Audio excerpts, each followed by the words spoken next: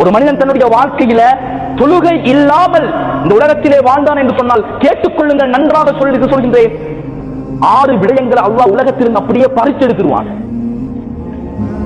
உலகத்திலிருந்து 6 விடயங்களை அல்லாஹ் அப்படியே பறிச்செடுத்துருவான்.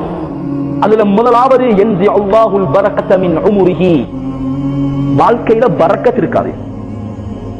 இன்னைக்கு நிறைய பேர் சொல்ற ஒன்றுதான், எவ்வளவுதான் தேடினாலும் 5000 ரூபாய் 10,000 ரூபாய் தான் தேடினாலும் அந்த வாழ்க்கையில பரக்கத் இல்லையே, பரக்கத் எடுபட்டு போச்சே. காரணம் தொழுகை இல்லை. தொழாம இருந்தால் அல்லாஹ் வாழ்க்கையில தன்னுடைய வாழ்நாள்ல பரக்கத்தை அப்படியே பிடுங்கி எடுத்து விடுவான். பரக்கத்து வேணுமா, 500 ரூபாய் தான் தேடினாலும் அந்த குடும்பம் சந்தோஷமான முறையிலே வாழும். காரணம் தொழுகை இருக்கின்றது அவரிடத்திலே. சஹாபாக்களிடத்தில் இதுதான் வாழ்க்கையாக இருந்தது. அன்புக்குரியவர்களே, அடுத்தது யம்ஸஹுல்லாஹு ஸீம ஸாலிஹீன மின் வஜ்ஹிஹி, அவருடைய முகத்தில் இருந்து நல்லடியார்களுடைய பிரகாசத்தை என்கின்ற பிரகாசத்தை அப்படியே எடுத்து விடுவான் அல்லாஹ். மூஞ்சில பிரகாசம் இருக்காது. எப்போது பார்த்தாலும் ஏதோ ஒன்று கவலையோடு, ஏதோ ஒன்றை துவைத்தவரை போன்று சோர்வோடு இருப்பாரு, களைப்போடு இருப்பாரு. ஸல்லல்லாஹு அலைஹி வஸல்லம் அவர்கள் விளங்கப்படுத்துகின்றார்கள்.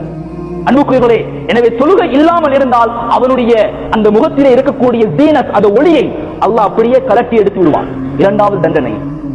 மூன்றாவது குல்லு அமலின் யஅமலுஹு லா யுஜ்ருஹுல்லாஹு அலைஹி, தொழாமல் ஒரு மனிதன் எவ்வளவுதான் எந்த ஒரு அமலை செஞ்சாலும், ஜகாத்து கொடுத்தாலும் சரி, சதகா கொடுத்தாலும் சரி, என்ன ஒரு அமலை செஞ்சாலும் அவன் வாழ்க்கையில தொழுகை இல்லையா, அந்த செய்யக்கூடிய அமலுக்கு எந்த ஒரு கூலிகளும் கொடுக்கப்பட மாட்டாது. மூன்றாவது தண்டனை. தொழாமல் எவ்வளவுதான் என்ன ஒரு அமலை செய்தாலும் அல்லாஹ் அதற்குரிய கூலியை கொடுக்க மாட்டான்.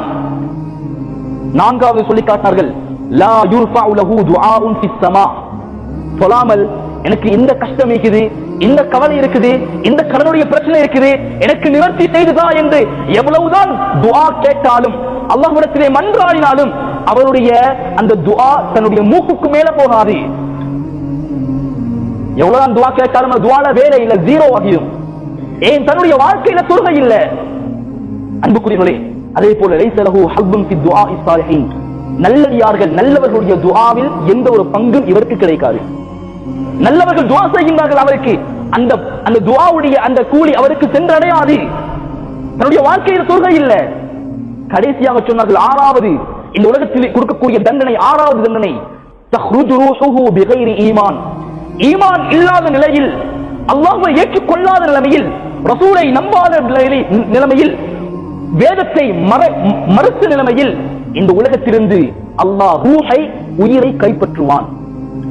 அவருடைய கடைசி முடிவு மிக மோசமான முடிவாக இருக்கும்.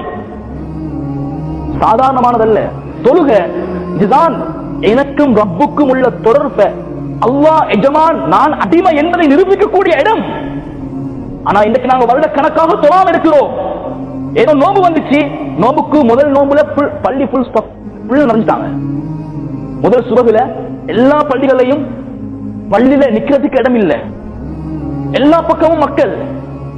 கடைசி நிலைமை முஅத்தின் சாபும் இமாமும் தான் இருக்கிறாங்க. நோம்பு வந்தா மட்டும் தொழுக கடமை, நோம்பு வரலாற்றி எங்களுக்கு தொழுக கடமை இல்லை. எந்த வேலையோடு நான் இருக்கிறேன், எந்த தொழிலோடு நான் இருக்கிறேன். அன்புக்குரியவர்களே, தொழுகை இல்லாமல் ஒரு மனிதன் தன்னுடைய வாழ்க்கையை கழித்தால் நான் சொன்ன 6 விடயங்களும் அவருடைய வாழ்க்கையில் வராமல் அவன் மரணிக்க மாட்டான்.